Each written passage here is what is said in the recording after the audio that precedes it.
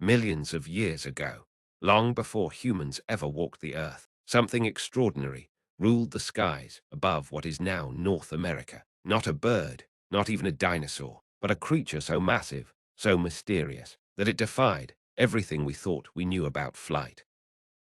This is Quetzalcoatlus, the largest flying animal ever discovered in North America, and one of the biggest to ever take to the skies in all of Earth's history. The story of Quetzalcoatlus begins in the early 1970s, when a young geology student named Douglas Lawson stumbled upon something strange in Big Bend National Park, Texas. What he found were enormous fossilized wing bones, so massive that at first they were thought to belong to a giant bird. But these were no bird bones. Paleontologists soon realized they had uncovered a pterosaur, a flying reptile from the Late Cretaceous period, about 70 million years ago. This particular species was unlike anything seen before. That question puzzled scientists for decades. Early theories suggested that Quetzalcoatlus may have been too heavy to achieve powered flight. Some thought it was a glider, using air currents to soar across vast distances. But more recent research has changed our understanding. Using advanced biomechanical modeling, paleontologists now believe Quetzalcoatlus had incredible strength in its wing muscles, a lightweight yet powerful skeletal structure, and may have launched itself into the air using a quad launch, pushing off the ground with all four limbs like a massive springboard. This launch technique, combined with enormous wings and hollow bones, likely allowed Quetzalcoatlus to fly hundreds of miles at a time, hunting for food or searching for nesting grounds. Unlike many of its smaller pterosaur cousins that lived near oceans and hunted fish, Quetzalcoatlus lived inland, far from the coast. Fossil evidence suggests it may have stalked prey on the ground, perhaps small dinosaurs, reptiles, or even carrion, much like modern storks or vultures. Its long, toothless beak was perfectly adapted for grabbing and swallowing small animals whole, and with keen eyesight, it likely spotted prey from above before diving in. So, what made Quetzalcoatlus truly special? It's not just its size. It's what that size tells us about evolution, physics, and the limits of life on Earth. Quetzalcoatlus pushed the boundaries of biology. It forced scientists to rethink what flying animals were capable of. And yet, for all its majesty, Quetzalcoatlus vanished during the mass extinction event that wiped out the dinosaurs around 66 million years ago, along with countless other species. This sky titan fell silent as a new era dawned.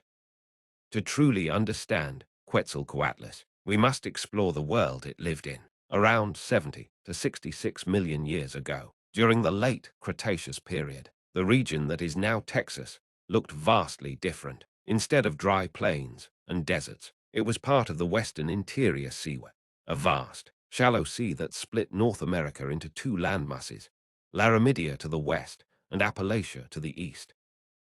Quetzalcoatlus, however, didn't live along the coast or in open oceanic environments like many other pterosaurs. Instead, its fossils have been consistently found in inland floodplains, suggesting it inhabited areas with rivers, deltas, and seasonal wetlands. This has major implications.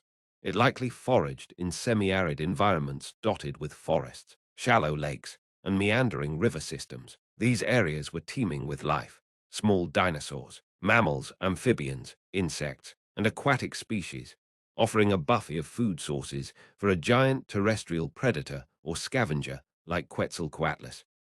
But how did this magnificent pterosaur grow to such gigantic size? That's a question paleontologists are still trying to answer. Pterosaur reproduction was egg-based, and the eggs were soft-shelled, like those of modern reptiles. Scientists believe Quetzalcoatlus laid its eggs in nests, potentially in colonies or protected sandy riverbanks. The hatchlings, called flaplings, were likely capable of flying soon after birth, unlike baby birds that are helpless for days or weeks.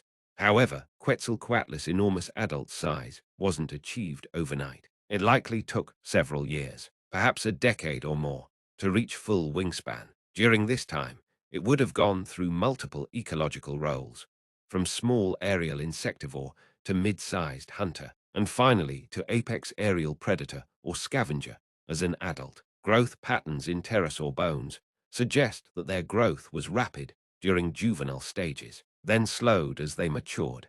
Yet, this aspect remains one of the least understood parts of pterosaur biology due to the lack of fossilized juveniles. Another astonishing feature of Quetzalcoatlus was its bone structure. Pterosaur bones were extremely light but strong, often likened to modern carbon fiber tubing in terms of strength-to-weight ratio.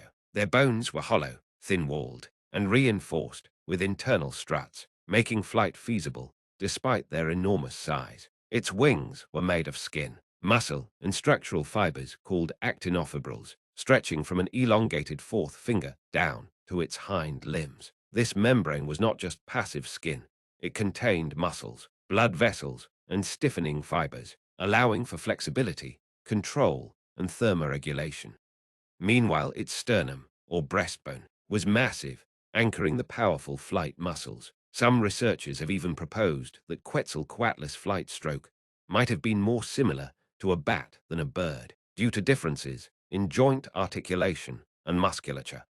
One of the biggest mysteries of Quetzalcoatlus is how such a massive creature landed and moved once on the ground. We now know it could walk quadrupedally, using its folded wings as front limbs, much like a vampire bat.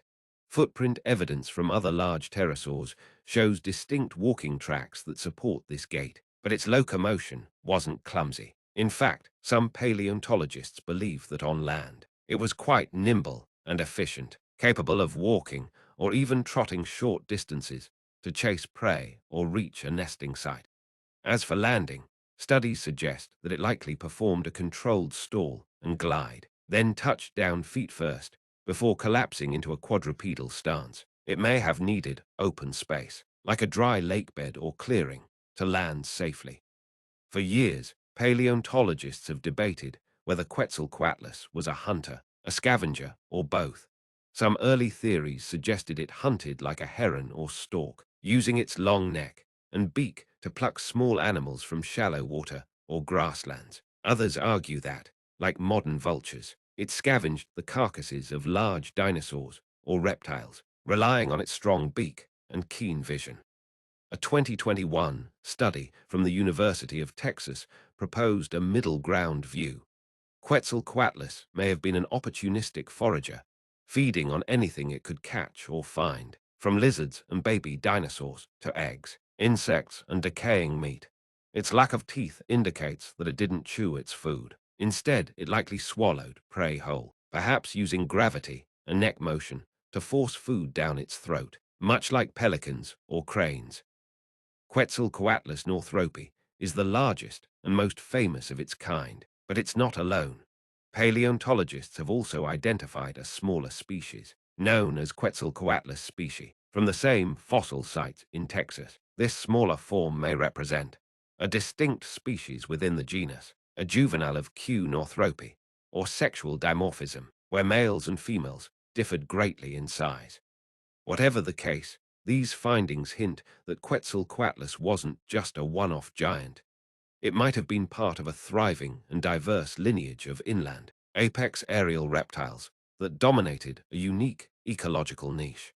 As with many prehistoric creatures, Quetzalcoatlus remains the subject of ongoing debate in the scientific community. Key controversies include whether it flew efficiently or only short distances, whether it fed by skimming water surfaces like some birds, a theory now mostly rejected, its actual weight, which influences flight modeling. Estimates range from 150 kilograms to over 250 kilograms, 330, 550 pounds, and the exact nature of its habitat and behavior, which must be reconstructed from fragmented fossils and analogies with living animals. Despite the disagreements, there's consensus on one point. Quetzalcoatlus was a marvel of natural engineering, pushing the physical limits of flight. In recent years, Quetzalcoatlus has become increasingly popular in documentaries, museum exhibits, and even Hollywood. It appeared in the film Jurassic World Dominion, albeit with some creative liberties, such as exaggerated aggression. Its name, derived from a Mesoamerican god, has only added to its mythical aura. In a sense, Quetzalcoatlus has transcended paleontology and become a symbol of ancient majesty, mystery, and the awe of prehistoric flight. Quetzalcoatlus is more than just the biggest flying animal in North America. It represents a window into a forgotten world, a world where reptiles the size of giraffes soared effortlessly through the skies, where evolution crafted near-impossible creatures that remind us how vast and varied life on Earth has been, from its mysterious inland habitat to its improbable aerial capabilities. Quetzalcoatlus challenges what we think we know about physics, biology, and extinction. It may be long gone, but its legacy endures in stone, in science, and in our imagination.